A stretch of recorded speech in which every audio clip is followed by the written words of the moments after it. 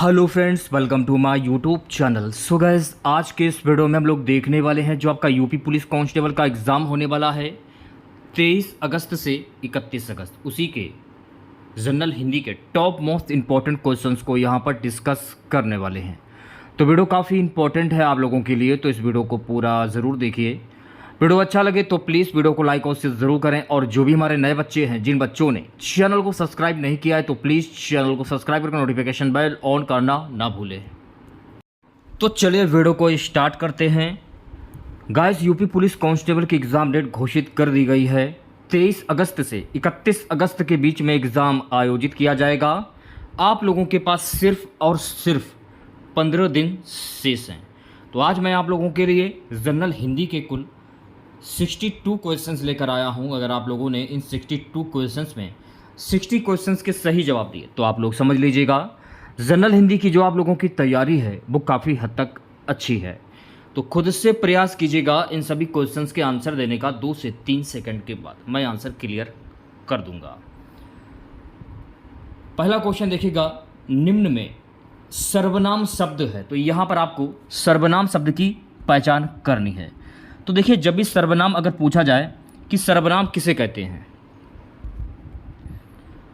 देखिए सर्वनाम को पहचानने का जो तरीका है वो यही है कि सर्वनाम उन शब्दों को कहा जाता है जिन शब्दों का प्रयोग संज्ञा अथवा किसी व्यक्ति, वस्तु, स्थान आदि के नाम पर करते हैं। इसके अंतर्गत जैसे कि मैं, तुम्हारा, आप, आपका, इस, उस, यह, वह, हम, हमारा, ये शब्द जो हैं ये सर्वनाम के अंतर्गत आते हैं। तो इसमें जो कुछ है ना, कुछ ये सर्वनाम के अंतर्गत आ जाएगा। तो सी ऑप्शन जो है आपका करेक्ट हो जाएगा। ठीक है, नेक्स्ट क्वेश्चन देखिएगा, निम्न में विशेषण शब्द है। तो यहां पर आपको विशेषण शब्द की पहचान करनी है। बताइए क्या आंसर होगा।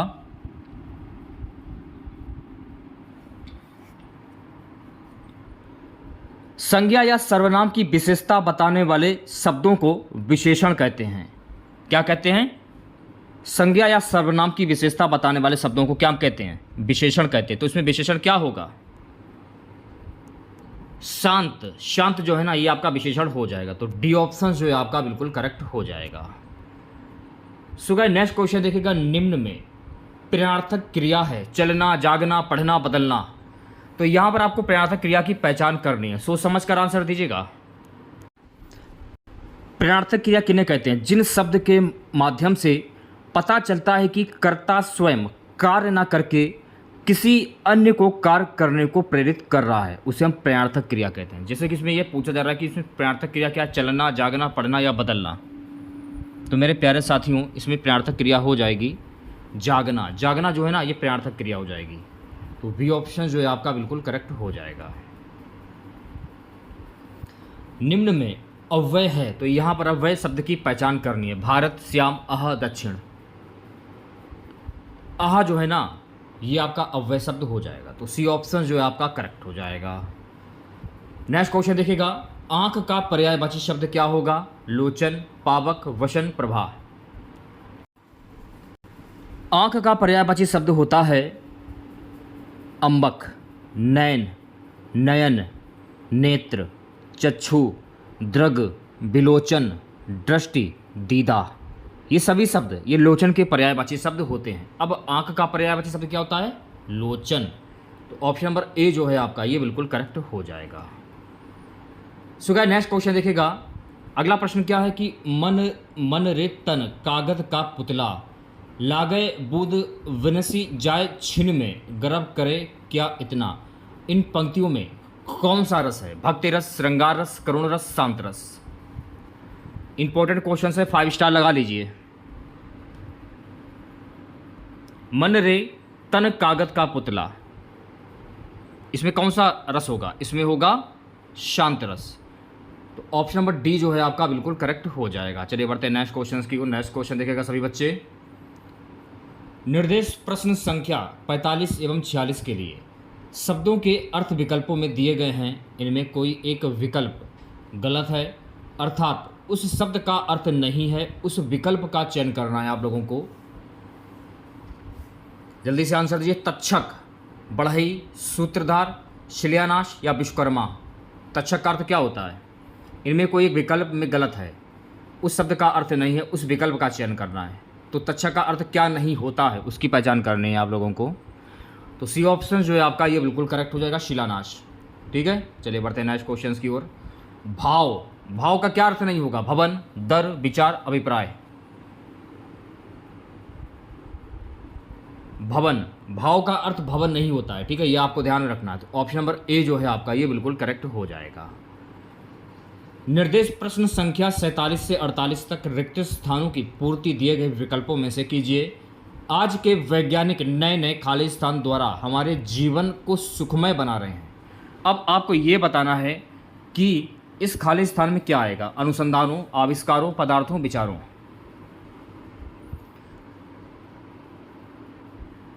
आज के वैज्ञानिक नए नए आविष्कारों द्वारा हमारे जीवन को सुखमय बना रहे हैं। तो वी ऑप्शन सही हो जाएगा। नेक्स्ट क्वेश्चन देखिएगा। यदि इस रोग को आरंभ में ही काबू ना किया गया तो यह खाली स्थान हो सकता है। तो यह खाली स्थान क्या हो सकता है? संक्रामक, आक्रामक, अतिक्रामक, अभिक्रामक।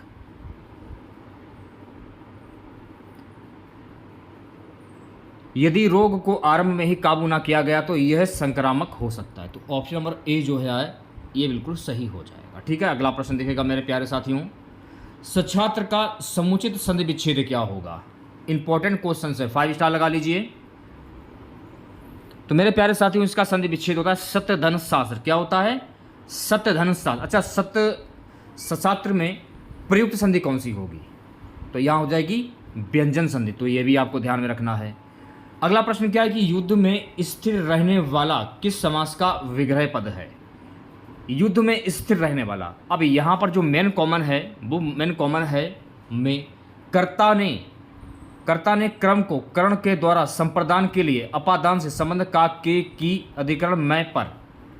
तो यहाँ पर कौन सा कारक होगा?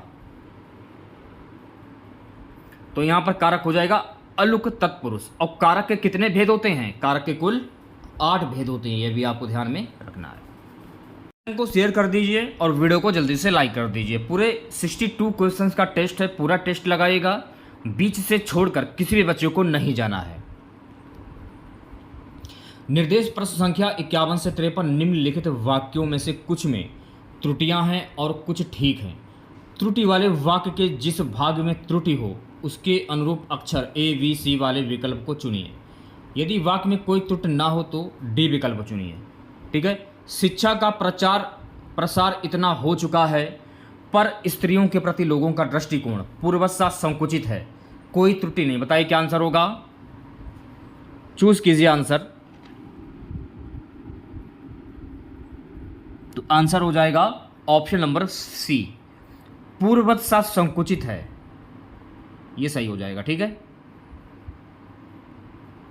अगला प्रश्न देखिएगा। भारतीय किसान आजीवन भर पूरी मेहनत करता है पर साहूकारों के चंगुल से नहीं निकल पाता। कोई त्रुटि नहीं।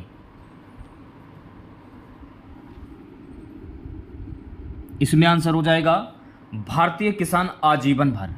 भारतीय किसान आजीवन भर, इसमें त्रुटि हो जाएगी। ठीक है, सॉरी, ये सही हो जाएगा। मेरा कहने का मतलब ये है ऑप्शन नंबर ए, इसमें त्रुटि है। भारतीय किसान आजीवन भर। नेक्स्ट क्वेश्चन देखिएगा। कृपया कुशल समाचार देने का अनुग्रह करें। कोई त्रुटि नहीं। चूज कीजिए आंसर। सभी बच्चे आंसर ईमानदारी के साथ में कमेंट बॉक्स में बताइएगा। आप लोग सिर्फ 15 दिन बचे हैं। 15 दिन में जितना पढ़ सकते हैं उतना पढ़ लीजिए और जितनी प्रैक्टिस कर सकते हैं उतनी प्रैक्टिस कर लीजिए आप लोग। सिर्फ 15 दिन, ज़्यादा नहीं, 15 दिन। तो किसमें त्रुटि नहीं है? देने का अनुग्रह करें, इसमें त्रुटि हो जाएगी। तो सी ऑप्शन जो है आपका ये बिल्कुल करेक्ट हो जाएगा। नेक्स्ट क्वेश्चन देखिएगा। निर्देश प्रश्न संख्या 54 से 55 निम्नलिखित में से अर्थ की दृष्टि से 3 शब्द समान हैं और एक उनमें भिन्न है। भिन्न शब्द की पहचान करनी है। रति, अनुरक्ति, विरक्ति, आसक्ति। तो इसमें आपको भिन्न अर्थ शब्द की पहचान करनी। बताइए क्या आंसर होगा? विरक्ति। विरक्ति जो है ना ये आपका भिन्न शब्द हो जाएगा। तो सी ऑप्शन जो है आपका करेक्ट हो जाएगा। स्थापित, प्रतिस्थापित, संस्थापित, विस्थापित। भिन्न अर्थ वाला शब्द आपको पहचानना है इसमें। तो मेरे प्यारे साथियों विस्थापित ये आपका भिन्न अर्थ वाला शब्द हो जाएगा। चलिए बढ़ते हैं नेक्स्ट क्वेश्चन की ओर। आदित्य का पर्यायवाची शब्द नहीं है। चार ऑप्शन आपके सामने ये रहे, कौन से इनमें आदित्य के पर्यायवाची शब्द नहीं है? दीपक, दिवाकर, भास्कर, दिनकर।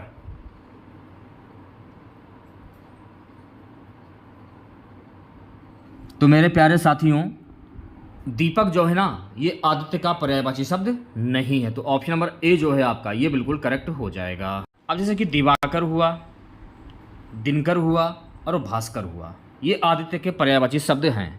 और भी होते हैं जैसे कि रवि, सूरज, भास्कर, मार्तंड, प्रभाकर, सविता, पतंग, दिवाकर, हंस, आदित्य, भानु, अंशुमाली। ये सभी शब्द ये आदित्य के पर्यायवाची शब्द होते हैं, या यह भी कह सकते हैं इसकी सूर्य के पर्यायवाची शब्द होते हैं। ठीक है, नेक्स्ट क्वेश्चन देखेगा। यहां पर देखिए आपको शुद्ध वर्तनी पहचाननी है, तो शुद्ध वर्तनी की पहचान करनी है आपको यहां पर। चलिए बढ़ते हैं नेक्स्ट क्वेश्चन की ओर। यहां पर आपको शुद्ध वर्तनी की पहचान करनी है। इंपॉर्टेंट क्वेश्चन है, 5 स्टार लगा लीजिए। अनुग्रहित कैसे लिखा जाएगा? अनुग्रहित की शुद्ध वर्तनी क्या होगी? तो मेरे प्यारे साथियों, अनुग्रहित जो है ना ऐसे लिखा जाता है, अनुग्रहित। ऑप्शन नंबर ए जो है आपका ये बिल्कुल करेक्ट हो जाएगा। यहां पर आपको शुद्ध वाक्य की पहचान करनी है। मां बच्चे को दूध धाय से पिला रही है, मां बच्चे को दूध धाय से पिलवा रही है, या मां बच्चे को दूध धाय से पी रही है, मां बच्चे को दूध धाय से चखा रही है, तो इसका शुद्ध वाक्य क्या होगा? तो आप ये कह सकते हैं कि मां बच्चे को दूध धाय से पिलवा रही है, तो वी ऑप्शन जो है आपका ये बिल्कुल सही हो जाएगा। इसमें आपको पुल्लिंग शब्द की पहचान करनी है। बताइए क्या आंसर होगा? दया, घटना, जड़ता, बुढ़ापा। इनमें से कौन सा शब्द पुल्लिंग है? तो बुढ़ापा जो है ना, बुढ़ापा, ये आपका पुल्लिंग शब्द हो जाएगा, तो डी ऑप्शन करेक्ट हो जाएगा। अच्छा, पुल्लिंग किन्हें कहते हैं? जिन शब्दों से पुरुष जाति का बोध होता है उन्हें पुल्लिंग कहते हैं, जैसे पिता, भाई, लड़का, पेड़, सिंह, शिव, हनुमान, बैल आदि। तो बुढ़ापा जो है ना, ये आपका पुल्लिंग शब्द हो जाएगा। ठीक है, नेक्स्ट क्वेश्चन देखेगा। संविधान के अनुच्छेद 344 ए के अनुपालन में भारत के राष्ट्रपति ने राजभाषा आयोग का गठन कब किया था? 1960 में, 1955 में, 1965 में, 1970 में। कब किया था? 1955 में। तो वी ऑप्शन जो है आपका बिल्कुल सही हो जाएगा। नेक्स्ट क्वेश्चन देखेगा सभी बच्चे। भारतेंदु ने किस पत्रिका का संपादन किया? हिंदी प्रदीप, इंदु, कवि वचन सुधा, भारत बंधु।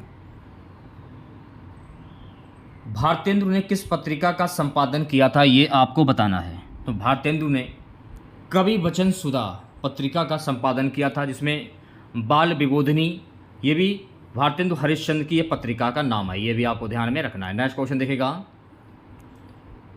मैं अपने आप काम कर लूंगा में आप शब्द कौन सा सर्वनाम है? निजवाचक, पुरुषवाचक, संबंधवाचक या निश्चयवाचक? यानी मैं अपने आप काम कर लूंगा,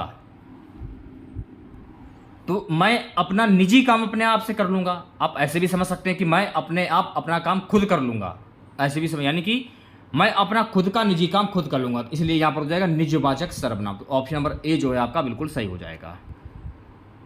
अगला प्रश्न देखिएगा। आलस्य शब्द का विशेषण रूप क्या होता है? सिंपल सा क्वेश्चन से आसानी से आप बता सकते हैं। आलस्य शब्द का विशेषण क्या होगा? तो आलस्य शब्द का विशेषण होता है आलसी। क्या होता है? आलसी। ऑप्शन नंबर ए जो है आपका ये बिल्कुल करेक्ट हो जाएगा। नेक्स्ट क्वेश्चन देखिएगा। निर्देश प्रश्न संख्या 64 से 65 निम्नलिखित शब्दों के आगे 4 शब्द दिए गए हैं, इनमें से उचित समानार्थक पर्यायवाची चुनकर चिन्हित करें। अच्छा, दूध का पर्यायवाची शब्द क्या होता है? खीर, पेय, नवनीत, स्तन्य। दूध का पर्यायवाची शब्द क्या होता है? दूध का पर्यायवाची शब्द होता है स्तन्य। ऑप्शन नंबर डी जो है आपका करेक्ट हो जाएगा। दुग्ध हुआ, छाछ हुआ, दोहज हुआ, पीयूष हुआ, क्षीर हुआ, शगन हुआ, पेय हुआ, गौरस हुआ और मलाई हुआ, ये सभी शब्द ये दूध के पर्यायवाची शब्द होंगे। हाथ का पर्यायवाची शब्द क्या होता है? पाणी, अंगरांग, मकर, अंगुलिमाल। हाथ का पर्यायवाची शब्द क्या होता है? तो हाथ का पर्यायवाची शब्द होता है पाणी। क्या होता है? पाणी। ऑप्शन नंबर ए करेक्ट हो जाएगा। हस्त हुआ, पंजा हुआ, हस्ताक्षर हुआ, कर हुआ और भुजा हुआ, ये सभी शब्द हाथ के पर्यायवाची शब्द होंगे। नेक्स्ट क्वेश्चन देखिएगा मेरे प्यारे साथियों। हिंदी का पहला समाचार पत्र है उर्दन मार्दंड, बंगदूत, लोकमित्र, प्रजाहितैषी। हिंदी का पहला समाचार पत्र कौन सा है? इंपॉर्टेंट क्वेश्चन से 5 स्टार लगा लीजिए। हिंदी का पहला समाचार पत्र है उर्दन मार्तंड। ऑप्शन नंबर ए जो है आपका ये बिल्कुल करेक्ट हो जाएगा। हिंदी शब्द किसका दिया हुआ है? आर्यों का, ईरानियों का, यूनानियों का, तुर्कों का? हिंदी शब्द ये किसका दिया हुआ है? तो मेरे प्यारे साथियों, हिंदी जो है ना ये ईरानियों का दिया हुआ है। तो बी ऑप्शन जो है आपका ये बिल्कुल सही हो जाएगा। अगला प्रश्न देखिएगा, शुद्ध वाक्य की पहचान कीजिए। तो यहाँ पर आपको शुद्ध वाक्य की पहचान करनी है। ये हमारे पास रहते हैं और वे दूर। वे हमारे पास रहते हैं और वे दूर, ये तो गलत हो जाएगा। वे हमारे पास रहते हैं और वह दूर, ये भी गलत हो जाएगा।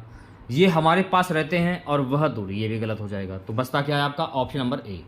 ये हमारे पास रहते हैं और वे दूर, ऑप्शन नंबर ए करेक्ट हो जाएगा।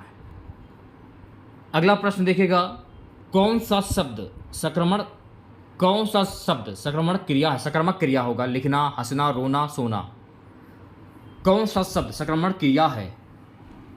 तो मेरे प्यारे साथियों, लिखना जो है ना ये संक्रमण क्रिया हो जाएगी। तो ऑप्शन नंबर ए जो है आपका ये बिल्कुल करेक्ट हो जाएगा।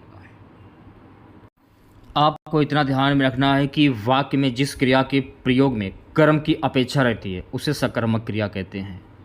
जैसे कि लिखना भी एक कर्म है, तो ये सकर्मक क्रिया हो जाएगी। नेक्स्ट क्वेश्चन देखिएगा, शब्दकोश में कौन सा शब्द सबसे पहले आएगा? शब्दकोश में कौन सा शब्द जो है वो सबसे पहले आएगा, ये आपको बताना है। ऑप्शन नंबर ए जो है आपका ये बिल्कुल सही हो जाएगा। शब्दकोश में असमयक शब्द जो है सबसे पहले आएगा। अगला प्रश्न क्या है, चंद्रोदय में संधि है दीर्घ संधि, पूर्ण संधि, वृद्धि संधि या यण संधि? देखिए, चंद्रोदय की जब आप संधि करेंगे, संधि करने के बाद इसकी संधि हो जाती है चंद्र धन उदय। इसको तो मान लिया जाएगा छोटा, इसको मान लिया जाएगा छोटा ऊ। तो छोटा आ प्लस छोटा ऊ, छोटा प्लस छोटा ऊ मिलकर क्या बना? ओ बन गया। तो इस हिसाब से नियम के अनुसार यहाँ पर कौन सी संधि हो जाएगी? यहाँ पर हो जाएगी गुण स्वर संधि। तो वी ऑप्शन जो है आपका बिल्कुल करेक्ट हो जाएगा। निर्विवाद में कौन सा समास होगा? कर्मधार समास, अव्ययभाव समास, तत्पुरुष समास या बहुप्रिय समास?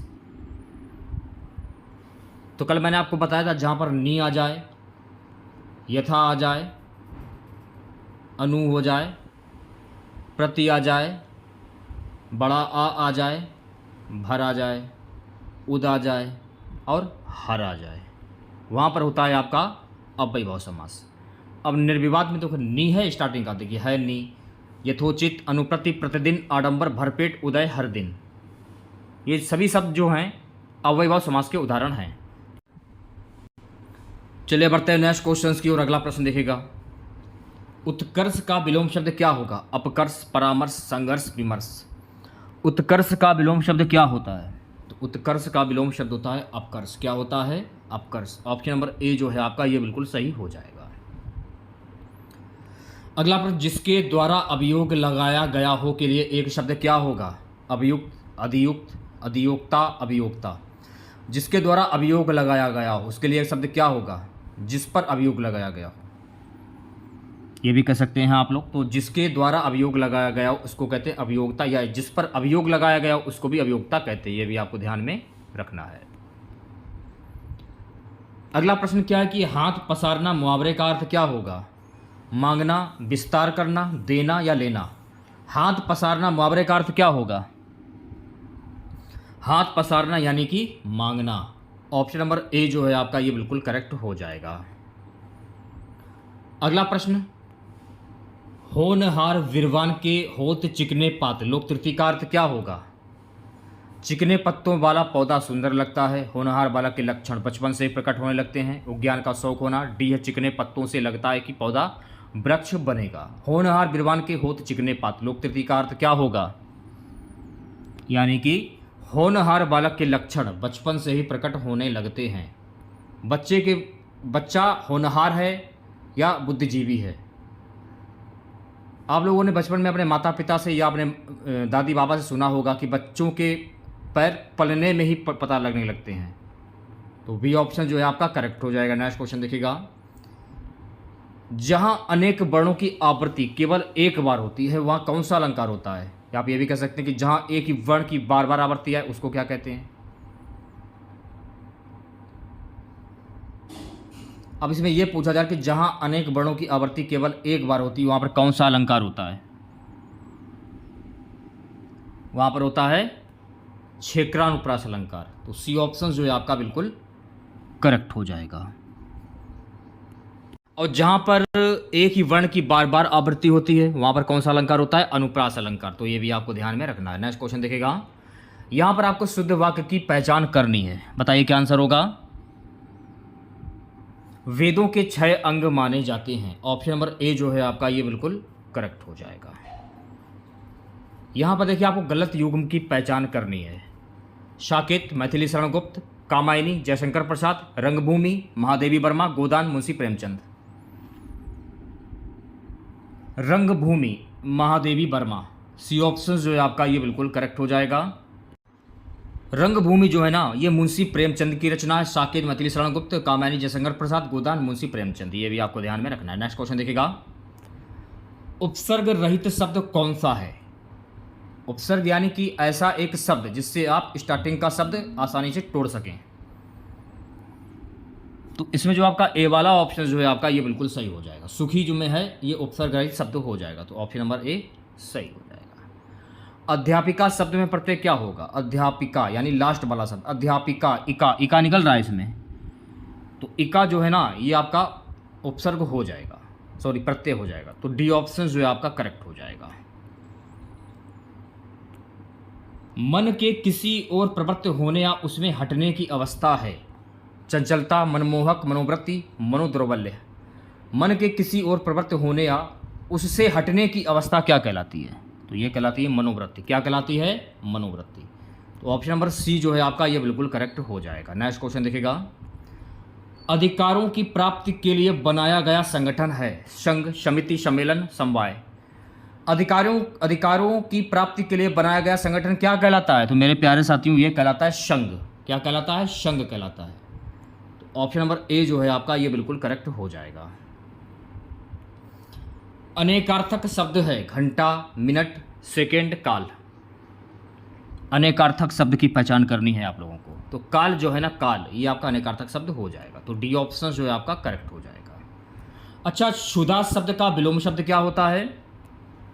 क्षुधा शब्द का विलोम शब्द क्या होगा? क्षुधा शब्द का विलोम शब्द होता है तृप्त, या आप ये भी कह सकते हैं तृप्ति। अगला प्रश्न देखिएगा मेरे प्यारे साथियों, कर्ण को अधिरथ सूत कहा जाता है। अधिरथ का अर्थ क्या होता है? सेशन को शेयर कर दीजिए एक बार आप लोग और वीडियो को लाइक कर दीजिए। रथ हाँकने वाला, रथ बनाने वाला, कोषाध्यक्ष, चौकीदार। इसे हम कहते हैं रथ हाँकने वाला। ऑप्शन नंबर ए जो है आपका ये बिल्कुल करेक्ट हो जाएगा। अगला प्रश्न क्या है गाइस कि पानी गए ना उबरे खालिस्तान के लेखक कौन है? कबीर, रहीम, तुलसी, सूरदास। पानी गए ना उबरे ये रहीम इसके लेखक हैं। तो ऑप्शन नंबर वी जो है आपका बिल्कुल करेक्ट हो जाएगा। ठीक है, अब हम बात कर लेते हैं सूरदास की। सूरदास किस काल के कवि हैं? तो सूरदास मध्यकाल के कवि हैं। सूरदास के गुरु का क्या नाम था? सूरदास के गुरु का नाम था वल्लभाचार्य। ये भी आपको ध्यान रखना है। सूरदास की भाषा कौन सी है? तो सूरदास की भाषा है ब्रज भाषा। सूरदास को अष्टछाप का जहाज भी कहा जाता है। तो ये भी आपको ध्यान में रखना है। ठीक है, अब कबीरदास की बात कर लेते हैं। कबीरदास किस काल के कवि हैं? तो कबीरदास भक्ति काल के कवि हैं। कबीरदास की भाषा कौन सी है? तो कबीरदास की भाषा शतुक्कड़ी भाषा। कौन सी है? शतुक्कड़ी भाषा। कबीरदास के गुरु का क्या नाम है? रामानंद। तो ये सारे फैक्ट आपको ध्यान में रखने हैं। ठीक है, नेक्स्ट क्वेश्चन देखिएगा, वैदेही वनवास पुस्तक के लेखक कौन है? बिहारी, भारतेंदु हरिश्चंद्र, मैथिली शरण गुप्त, अयोध्या सिंह, अरिहोत। वैदेही वनवास पुस्तक के लेखक कौन है? तो वैदेही वनवास पुस्तक के लेखक हैं Ayodhya Singh, Hariaudh. Option number D जो है आपका ये बिल्कुल करेक्ट हो जाएगा। नेक्स्ट क्वेश्चन देखिएगा मेरे प्यारे साथियों, दोहा और चौपाई कैसे छंद है? मात्रिक छंद, मुक्त छंद, वाणिक छंद या वर्णिक छंद? दोहा और चौपाई कैसे छंद है? तो मेरे प्यारे साथियों दोहा और चौपाई जो है ना ये एक मात्रिक छंद है। तो ऑप्शन नंबर ए जो है आपका ये बिल्कुल करेक्ट हो जाएगा। सत्कर्म का संधि विच्छेद क्या होता है? इंपॉर्टेंट क्वेश्चन से 5 स्टार लगा लीजिए।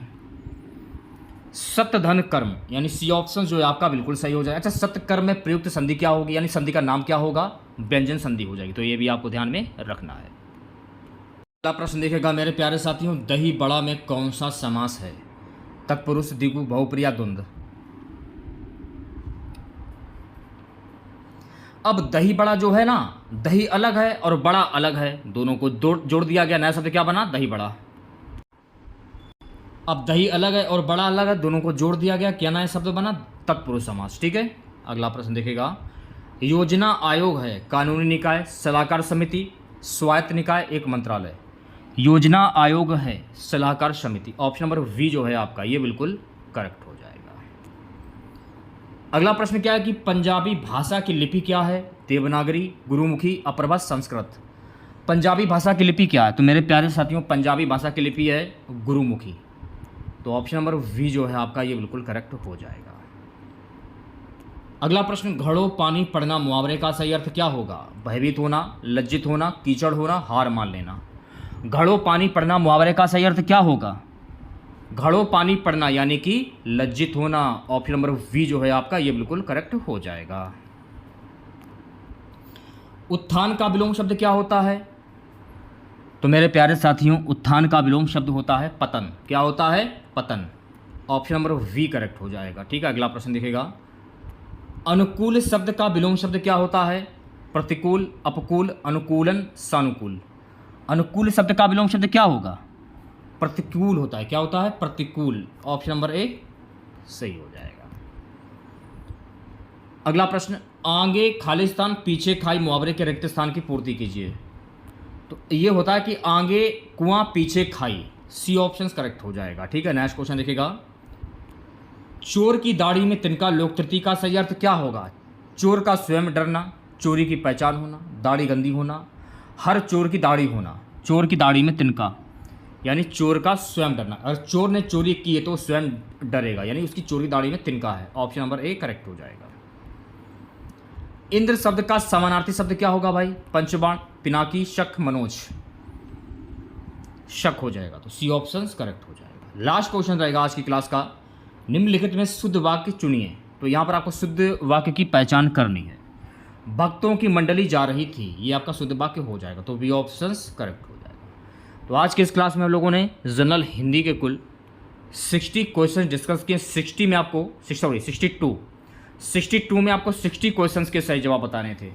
अगर आपने 62 में 60 क्वेश्चंस के सही जवाब बताए होंगे तो आप लोग समझ लीजिएगा कि जनरल हिंदी की जो आप लोगों की तैयारी है वो काफ़ी हद तक अच्छी है और आप यूपी पुलिस कांस्टेबल के एग्ज़ाम में अच्छा स्कोर करके आएंगे जनरल हिंदी वाले सेक्शन से।